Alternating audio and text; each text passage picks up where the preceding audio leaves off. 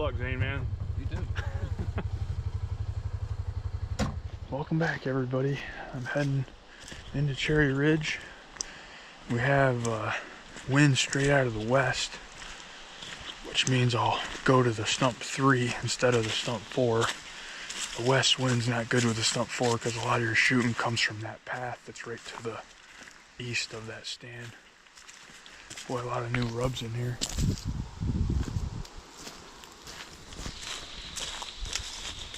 I've got the crossbow with me tonight. Hopefully we see some deer. It's been pretty rainy and crappy the past few days.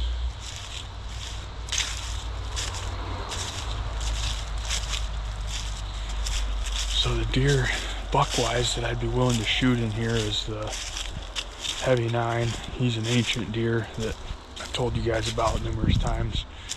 He checked a scrape right here on the main ridge yesterday, right after dark. He does seem to be moving a little bit closer to light than normal. So, you never know, we could see him. That would be a really cool deer to put on the ground. I think it'd be the oldest buck I've ever killed. He's 6.5 at minimum, might be 7.5. Once we kill him, we'll send his teeth in and see the deer age, and see exactly how old he is. I think that'd be kind of cool. You guys were asking about Hulk Jr.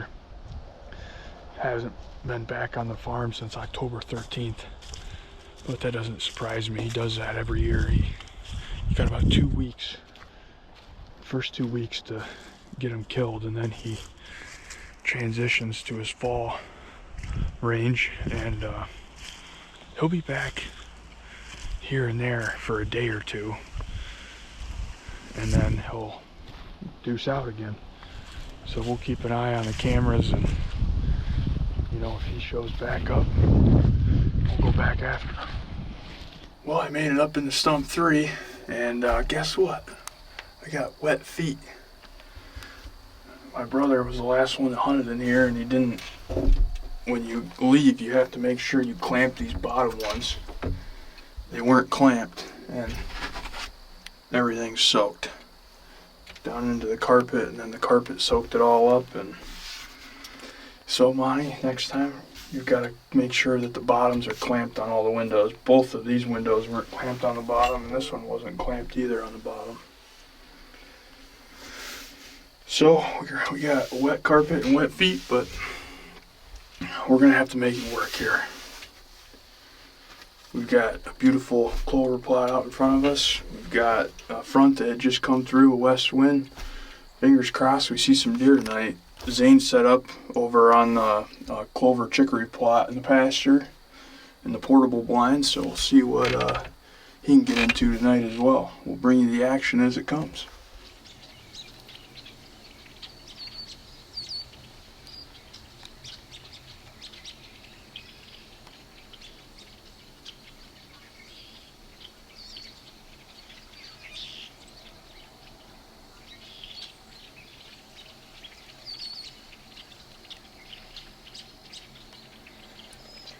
Well, the first deer out at, when is it? 4:41. Pretty early.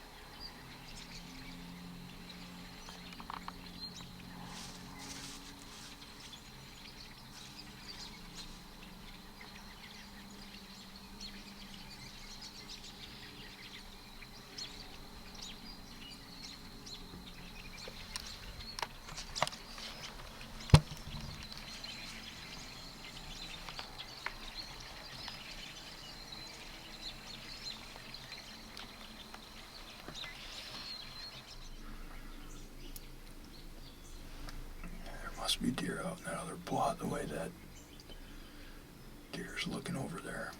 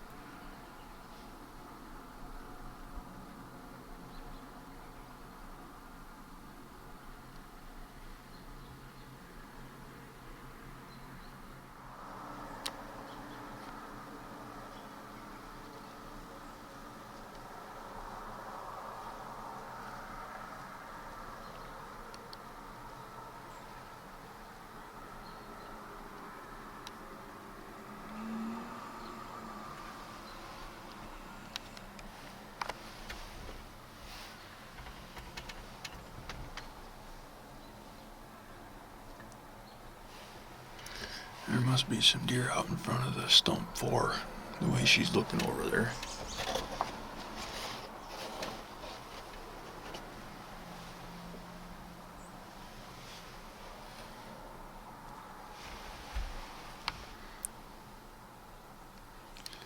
She's acting pretty squirrely.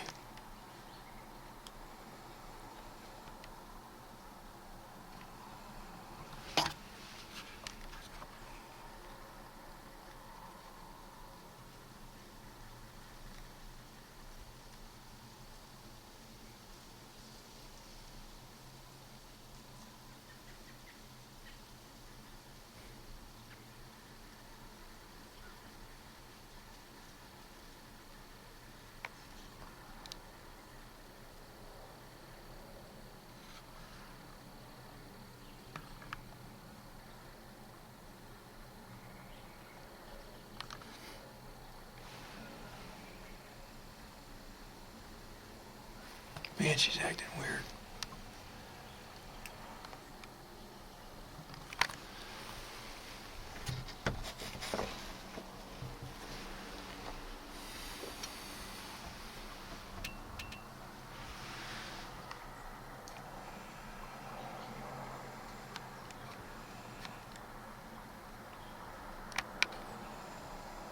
Oh, she crossed the creek.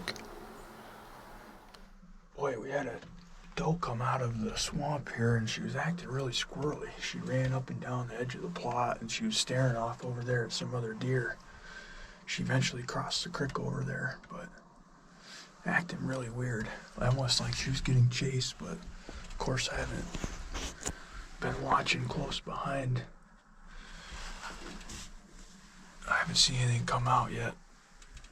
A little early for chasing, but she certainly was acting like something was chasing her a little bit.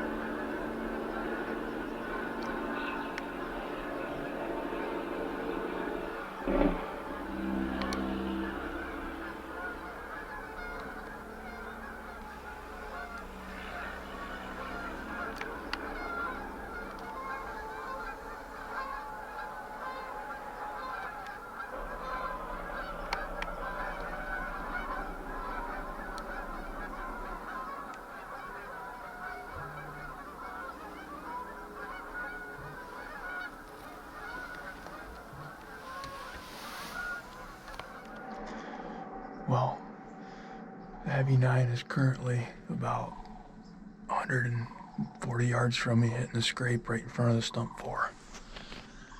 Right there.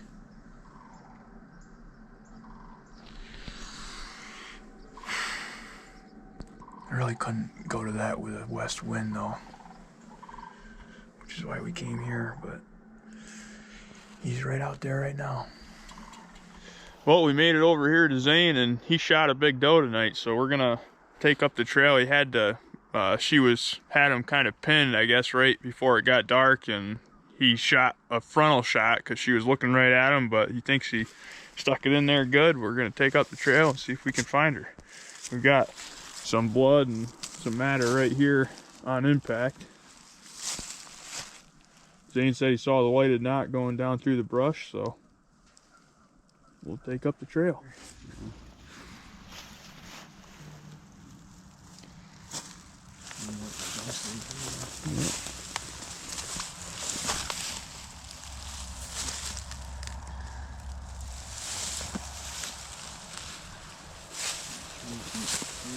All right, here, Zane. Okay. Yep, quite a bit of blood.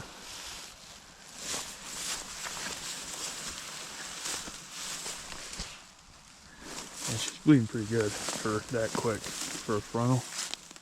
I'm shooting 2-inch 3 blades, so.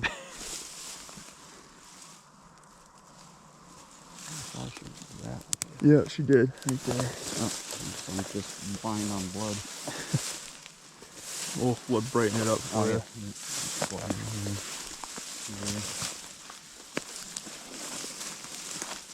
She's bleeding a lot. Right there. All up this.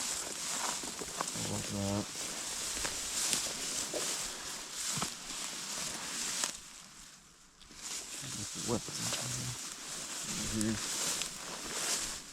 Jeez. Flying off of that. Yeah, right there. Somewhat of a trail there, a little bit. Up, all the way up here. Holy crap. She ran. She looked. Oh, my arrow's coming. Oh my gosh. Was coming out her ass. Went clean through the entire deer. What grain arrow are you shooting? 427 grain arrow. With a 100 grain? 125 grain head. My goodness. You shish kebab the entire lengthways.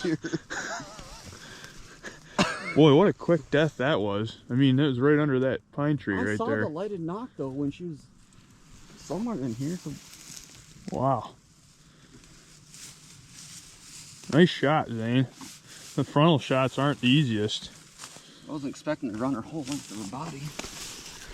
Just made it back to the house. We got Zane's deer all gutted out and cleaned up, and I ended up seeing a doe and 2 fawns. That doe was acting really squirrely, but that was a wrap on that. And then I saw that 4-point. The heavy 9 was in the food plot in front of the stump 4 tonight, but there's really no way to hunt that with a straight west wind like that. The other deer that a lot of people keep asking about is Blackie, and he's alive and well. He's not a deer that we're interested in shooting this year as a 3-year-old. We're going to see if we can get him to 4, but he was out in the old garden plot hitting the scrape in front of my cell camera out there tonight. So quite a bit of buck movement really tonight. I didn't see much per se where I was, but it was a fun night to be out there, and it was a good deal that Zane was able to come over and fill a doe tag, and he'll get some fresh venison. So we'll see you on the next one. Knox is knocked out in a milk coma. No, he just had a bath. In a bath coma.